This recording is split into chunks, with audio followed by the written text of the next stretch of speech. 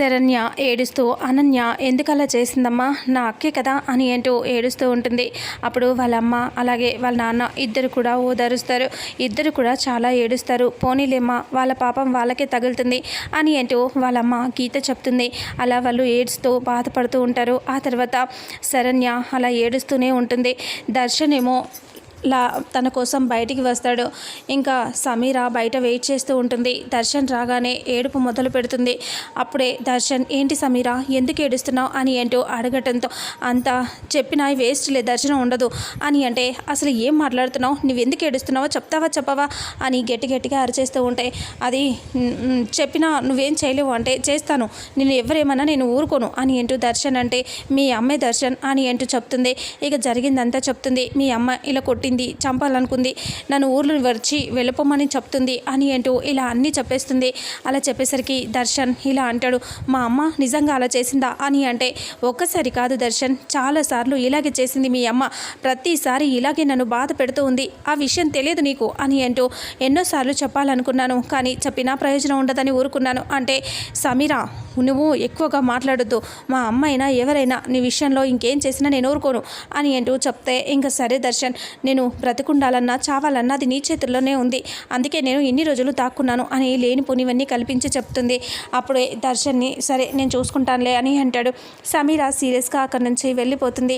ఆనంద ఏమో అలా వచ్చేసి ఇంకా శరణ్య దగ్గర నుంచి వచ్చేస్తూ ఉంటుంది. శరణ్య ఇంట్లో ఉండగానే అప్పుడు కాంచన అక్కడికి వచ్చేస్తుంది బొట్టు పెట్టడానికి. అమ్మ శరణ్య, ఇలా రా, నీకు బొట్టు పెడతాను, దేవుడి దగ్గరికి వెళ్ళొచ్చాను, గుడికి వెళ్ళొచ్చాను అనేసి ఇలా దగ్గరికి రాబోతే, ఏం మొక్కుకున్నావు, నా కాపురం కూలిపోవాలని మొక్కుకున్నావా పెద్దమ్మ అని అనేసరికి, శరణ్య, ఏంటి శరణ్య అలా ఎందుకు మాట్లాడుతున్నావు అని అంటే, నీ గురించి మొత్తం తెలిసిపోయిందిలే నాకు అని అంటూ ఉండగానే, నా గురించి ఏం తెలిసిందమ్మి అని అంటూ ఉంటే గీత విశ్వనాథం వస్తారు.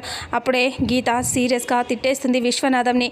నేను ముందు నుంచే చెప్పాను, దీన్ని ఇంట్లోకి రానివద్దు అంటే పోనీ పాపానమన్నావు, చూసావా ఇది ఎంత పనిచేసిందో అని అంటూ, ఎందుకే నా ఇంటికి వచ్చావు, పోవే నువ్వు అని అంటూ ఉంటే, ఏం మాట్లాడుతున్నావు గీత, ఎలా మాట్లాడుతున్నావు అని కాంచన ఎదిరించి మాట్లాడుతుంది.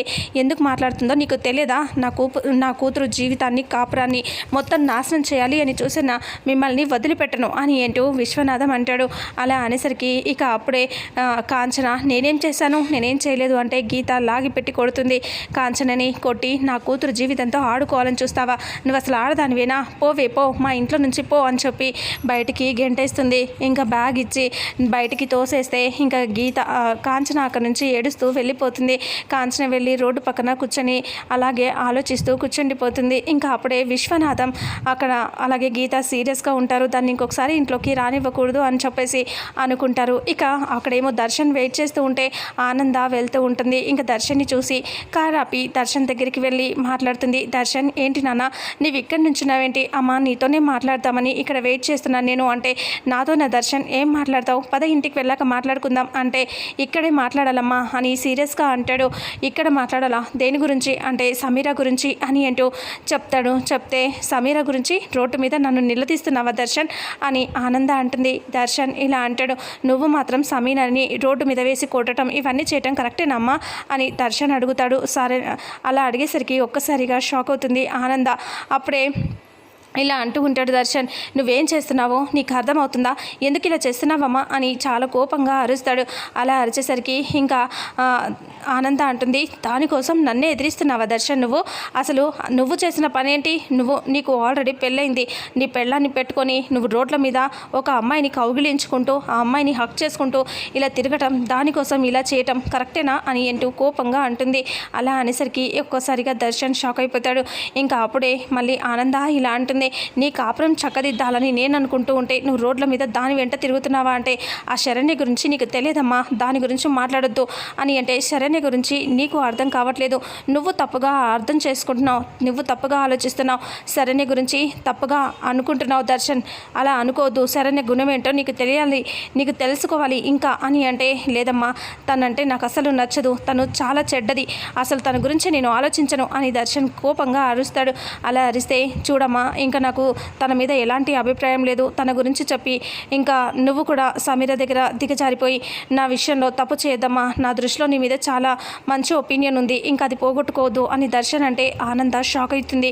చాలా బాధపడుతూ చూస్తూ ఉంటే దర్శన్ వెళ్ళిపోతాడు. ఆనంద చాలా బాధపడుతూ ఇంటికి బయలుదేరుతుంది.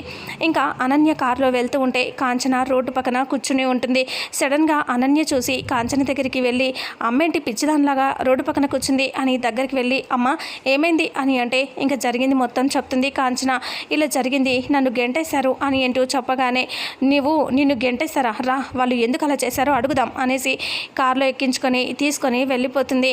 ఆ ఇంటికి వెళ్తూ ఉండగానే శరణ్య అమ్మ నేను మార్కెట్కి వెళ్ళొస్తాను అనేసి శరణ్య గీతకి చెప్పి వెళ్ళిపోతుంది బయటికి. అలా శరణ్య వెళ్ళగానే అనన్య అలాగే కాంచన ఇద్దరు ఇంట్లోకి వస్తారు. అమ్మ అమ్మ అని చెప్పి అరుస్తూ అనన్య అక్కడికి వస్తుంది.